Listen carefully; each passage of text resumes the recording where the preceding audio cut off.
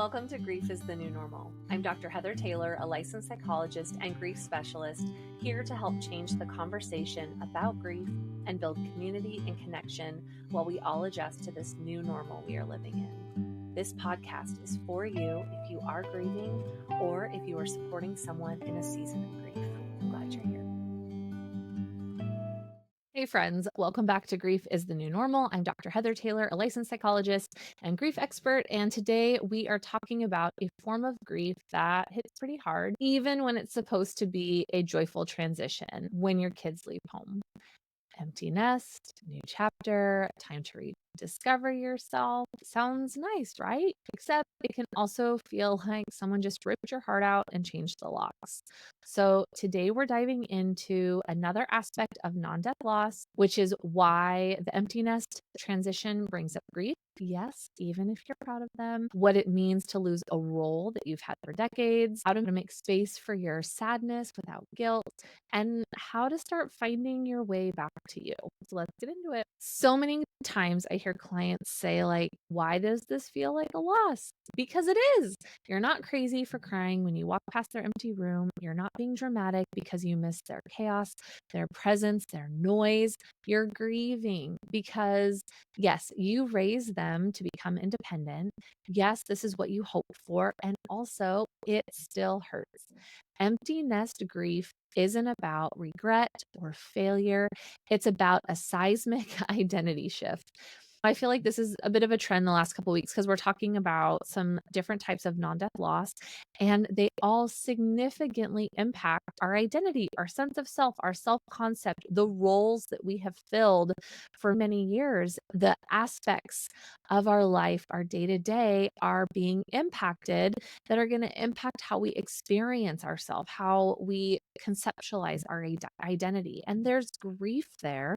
And I feel like it's super important to talk about that. So you might feel lost without the daily caregiving role, disconnected from your purpose, unmoored by the quiet, or even shocked at something you planned for, worked towards for the last 18 plus years still hurts this much. And here's the kicker: society does not give you any space to feel any of that. You're supposed to be traveling and doing yoga and drinking wine with friends. But what if you just want to cry and scroll through baby pictures? That's normal. That's human. That's grief.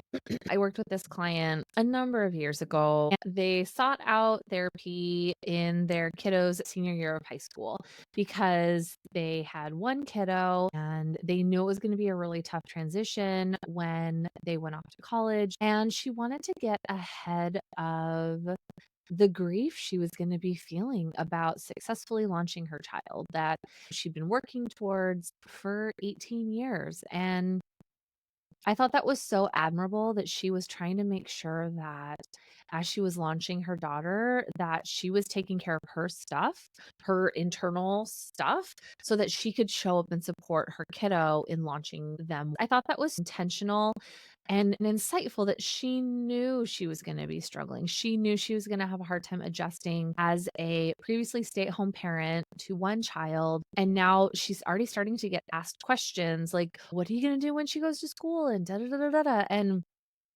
so much her identity was in being a really good mom, in being a very present, engaged, supportive, launching parent, knowing that those anchors of identity were going to be gone. Like, she'd still call her on occasion and was going to need her in some facet, but it was different than when she was living in the house with them. I think it was so smart to make a plan in advance to try to get ahead of the complicated feelings that she was going to be experiencing, so that she could show up in a way that was honoring to the relationship she had with her daughter and honoring to herself, in that this is something she had been working on and building with and supporting for years. And there was sadness here. There was deep grief. So all through senior activities and graduation and summer, we worked on her stuff. We worked on identity. We worked on care plans. We worked on helping set her and her daughter up to be successful as they both transition into a different type of role within their family system. And it was so good. And I think that's important to Make space for the different feelings that are going to come up, what's going to feel good, what's going to feel not good, and that you're allowed to pivot and change your mind and seek support as you navigate becoming an empty nester. For years, maybe even decades, you were their go to, their problem solver, their anchor, their emotional support human. And now you're supposed to just pivot. What no one talks about is that you're not just adjusting to their absence, you're grieving the version of you that existed with them under your roof. That version of you was active, needed, scheduled, and this new version is potentially wide open. And that can feel terrifying. So you may be asking, who am I now that I'm not in that daily role? What do I want with this space? What even brings me joy anymore? Who are my people? Who am I? This is not a crisis. This is the next layer of your identity taking shape. It starts with honoring what was before you figure out what comes next. So you are not selfish for feeling sad. You are not ungrateful. You're grieving the version of life that just changed forever. Now, do not expect your launched human to comfort your emotional needs. We do not need codependency here. We do not need others in our home being responsible for our feelings. We are responsible for our own feelings. We also just get to name them and honor those feelings. That's an important piece here. So, how do we cope with empty nest grief without rushing through it to find yourselves? So, here's what I don't want you to do. Don't immediately try to fill every hour. Don't force yourself into reinvention mode unless that actually feels good. You get to take your time here. We can think through, what are one or two things I want to focus on each day instead of rushing to fill every spare hour with all these projects you've been working on or waiting to do. Yes, you can get to them, and you don't have to get to them all in one day or in 1 week or in the first month. You get to take your time here. So, here are a few ideas to help you move through this transition gently and honestly. One, let yourself feel it. Got to feel it to heal it. We journal, we cry, we can scream into a pillow, we can watch old videos, we can sit in their room. Do whatever you need to do to let it out. This is super important. Number two, name what you're grieving. Is it the role? Is it the rhythm? Is it the closeness? Getting clear on the loss helps you figure out what you want to rebuild or reframe or how to pivot. Number three, reconnect with your own wants, not your shoulds. Should is the only bad word in my therapy space because shoulds are outside external expectations that we are placing on ourselves. So, no shoulds, not what other people are doing. Ask yourself, what have I been craving? What have I shelved for years? What does that suffering part of me need? What do I want for me? If I imagining this next chapter, what do I want the theme to be? What do I want the tone, the power word, whatever it is? Number four, create some new routines, but keep them loose.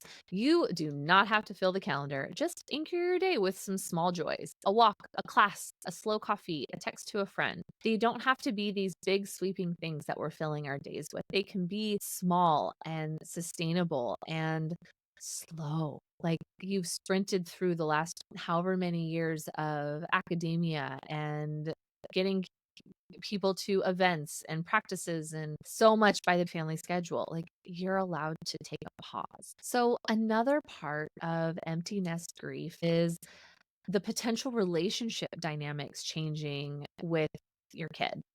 They may not call as much. They're forming their new routine, their own routines, and you're no longer at the center of their world. And that can be really hard. It doesn't mean they love you less. It means they're growing. And the distance, both literal and emotional, can still sting. So, yes, you can feel proud of them and miss being their person. You can cheer them on and wish they'd text more. That's all part of this transition, and you're allowed to feel. We all have different relationship dynamics with our parents, and they go through different seasons, different ups and downs, different degrees of closeness versus distance, and different phases of identity. When we're first adults, when we're away at college or trade school or off in the military or traveling, whatever that is, we're trying to figure out, who are our people now? Who do we want to be And yes, we are thinking of those touchstones, those people that help us feel anchored. So we're going to wrap this episode up for today.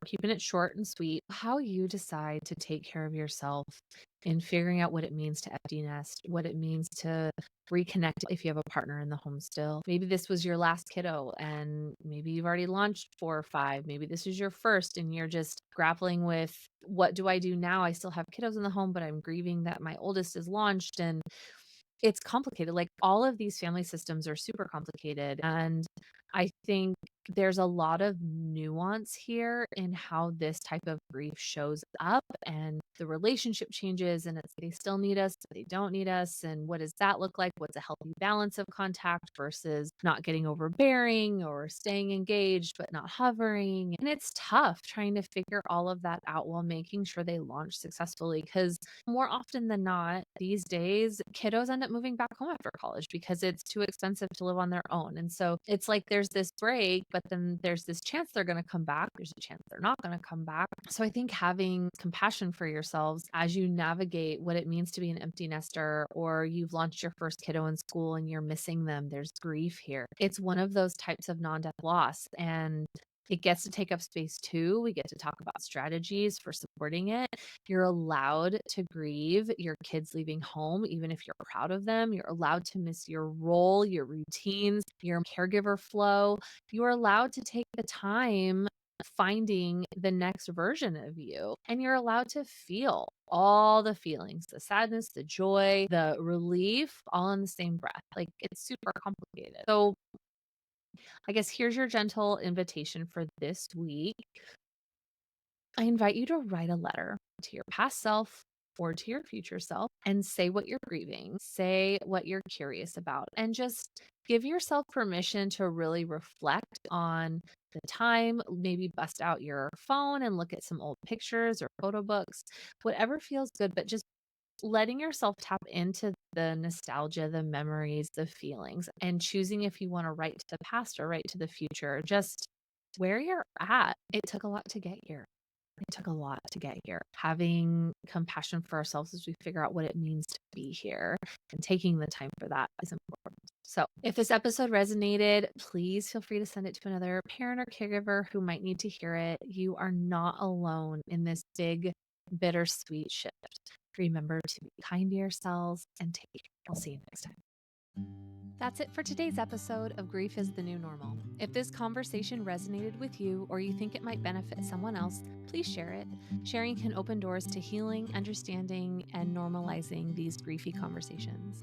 If you're craving deeper insights or ongoing support, consider signing up for the Grief Gap newsletter.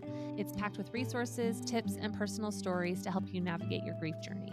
Visit the website www.griefisthenewnormal.com to subscribe. For those who prefer a more personal touch to their healing process, check out my grief journal, Authentically Unapologetic. It's designed to help you explore your grief on your own terms, with prompts and exercises that encourage reflection and growth. I'm Dr. Heather Taylor, and I look forward to our next meaningful conversation. Our soothing tunes are provided by the Datacorns. If you're interested in sharing your story, collaborating, or learning more, please email me at hello@griefisthenewnormal.com. You can also stream the episodes on YouTube for more engaging content.